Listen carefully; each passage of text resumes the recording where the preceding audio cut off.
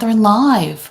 I'm Catherine, and I am here to show you all sketch number 3 from the Creative Memories virtual crop. I'm going to be working with our What a Zoo 2 collection. So let me go ahead and get the table view going so you all can see what I will be working on. Here it is. And this is the sketch number 3 in the virtual crop. They have changed things a little bit.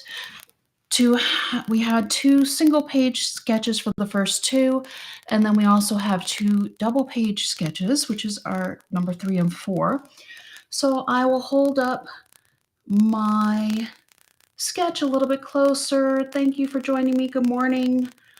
I have to tell you all on Facebook how to get permission so I can see your names, but that's not going to happen right now. If you want me to see your name, go to YouTube because I am multi-streaming. Anyways, so this was our sketch. I did pull out our Fastifab inspired What a Zoo 2 pages because we used them this last week at our crop, and I loved this page with the blue and black and navy, and it had kind of the triple effect on the back of it.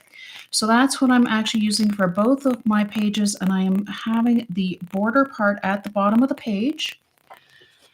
On the sketch, they also have a large circle, so I went ahead and took my water-looking page from the What a Zoo 2 designer pack, and I cut it with my Jumbo Custom Cutting System circle with the red blade on the outside, and then I put it into my trimmer at 3 inches to get these 2 pieces that I have here that I'm going to go ahead and place down on my pages. That way you can carry your circle through both of them. And let's get the smaller one placed first, and then we'll get the larger one placed. Here we go.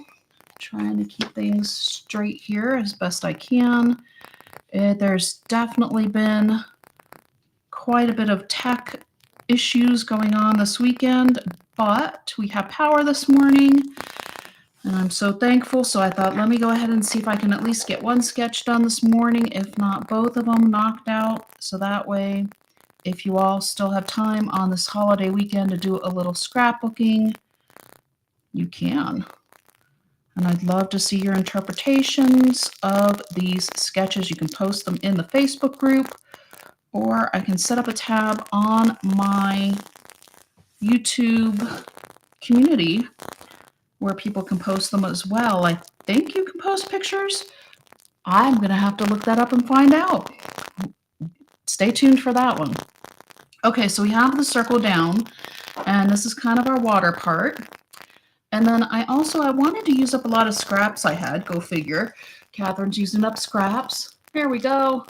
Good morning, Norma. Thanks for joining me. Now I can see you probably popped over from Facebook to YouTube. I'm so glad you're with me this morning. I have 6 1/4 by 4 1/4 mats. I made 4 out of the animal print paper, and I have 2 out of our jungly paper, which is the same one that has the water on the backside. I've got to get used to where my camera is now. Because again, I have had just so many tech things going on that I'm trying to remember where I had these when I originally did this. Okay, this was up here. This is going this way. This is going this way. I also pulled 2 mats. There is a 4 1/2 by 6 1/2 mat to use as the journal box because they show. Let me grab this back out again, and this is a 4 by 6 one, the safari one. So that one's I'm going to use more as a title. So here I am actually adding more pictures to the page, just kind of one of my things I usually do. And I am adding a larger journal box than what they have on here, and you can either use it as a journal box or you can use it as an extra mat as well. So, you know, even though they're putting measurements on the sketches, I warned you all that I probably wouldn't be so good at following them, and it turns out, yeah, not so much. But hopefully I'm inspiring you and giving you some ideas and to show you that, yeah, you don't have to follow things exactly. You can do your own thing and still come up with a pretty page and still kind of use the sketch as inspiration or as a guide for your pages. So getting these stuck down, I am kind of covering up some of my water here, which is okay because you'll see here in just a minute, I do have another little piece that I'm going to add to cover this up here. Oh, hey, I actually almost have where my leaves are actually continuing, and it almost looks like they're supposed to continue there. Sometimes it's nice when it works out that way. Whew, this one, you got a lot to stick down. And usually with the Fastifab, you can just go ahead and put your pages on directly, but I just thought, you know, this is kind of fun to show you really how to jazz up a Fastifab page and really make it extra unique here. Let's see, this one, I think I did want, do I want it exactly also, or do I want it over a little bit? I think I'll put it exactly. That way it kind of shows, it's almost like the animals are kind of going up to the water line and getting their drinks and what have you, as if you're in the jungle here or on safari, kind of like my little mat here. Let me get this last one put down. I'm trying to figure out what I actually have stuck now and what I don't have stuck.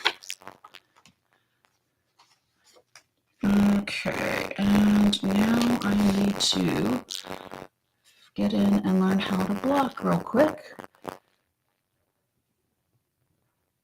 There we go. Okay, that was easy. All right, sorry about that, everybody. I don't know exactly which area that bot showed up on, but you know, that's why we're able to block some of those things when those odd comments come up. And I'm going to hold on a minute before adding my little safari thing here. I pulled out our hippo, and I had one other scrap that I just kind of wanted to add, almost like a little raft in the water here for our hippo to hang out on.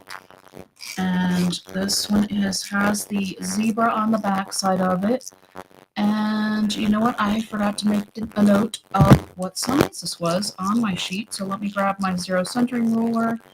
And it is 3 and, what is this? 3/8 by 4 1/4.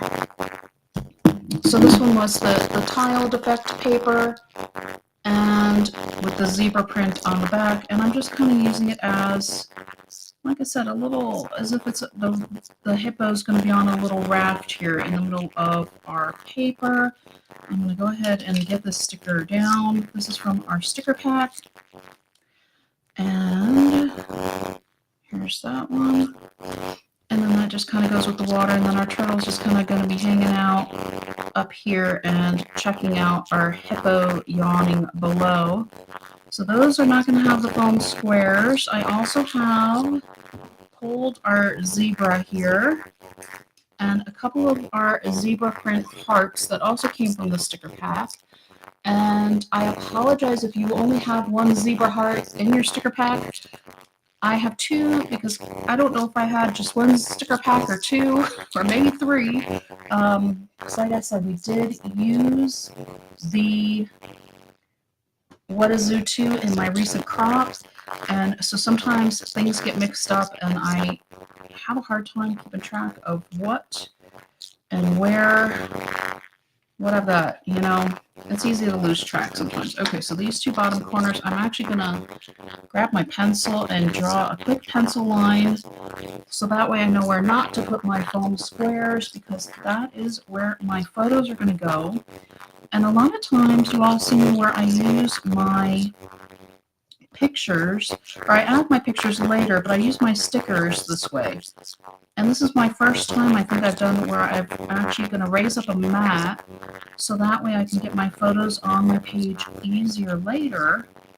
But I kind of like the idea of popping this up. I've never really done it before, so why not? I mean, I usually do try to be creative and push the limits here a little bit of what you can do on a scrapbook page. That seems about right. I'm glad I put my pencil line on there. That helped a lot. So here we go, because I knew I wanted to angle this in, and I knew I wanted to make sure I had enough space for photos and for an extra photo. Whoops, I got a foam square piece stuck to my finger there. That happens also. Now I've got to figure out which ones I've already done and which ones I haven't done yet. Easy enough to do by touching them. And there we go. Get rid of that. Make sure this is on the page. Woo! Okay. Make sure it's on the page before you start sticking it down, or else you're going to have that awful sound on your end.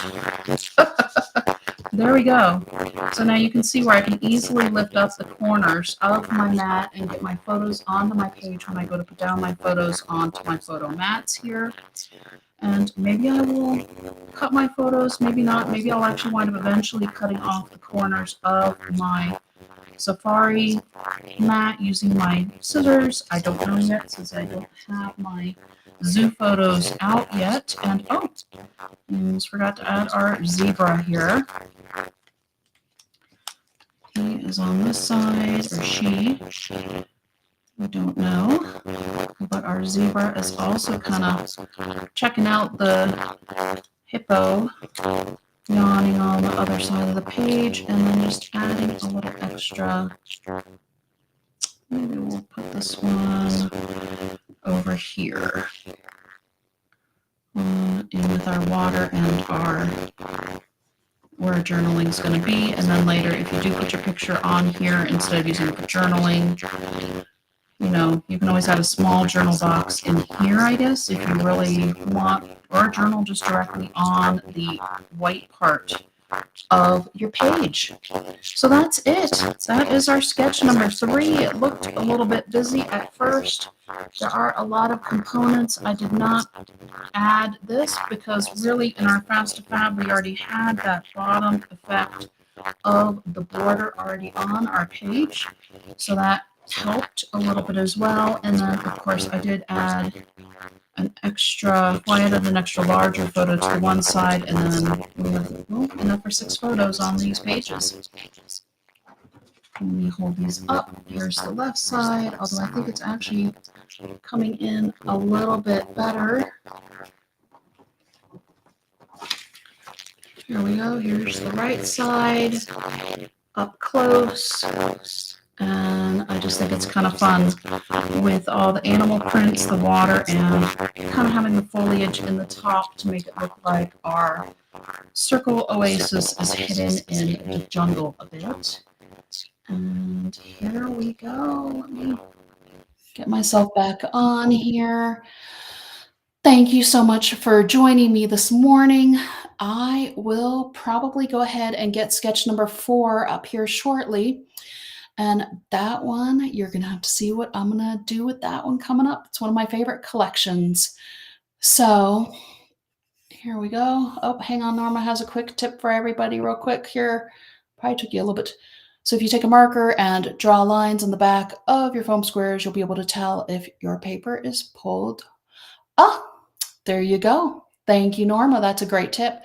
You can tell if your paper is off of the foam squares if you put a little mark on them, which is very true. There you go. For me, I'm just using my finger, seeing what sticks and what doesn't. So you're smarter than I am, Norma. What can I say? I think that's it for right now, and I will say until next time.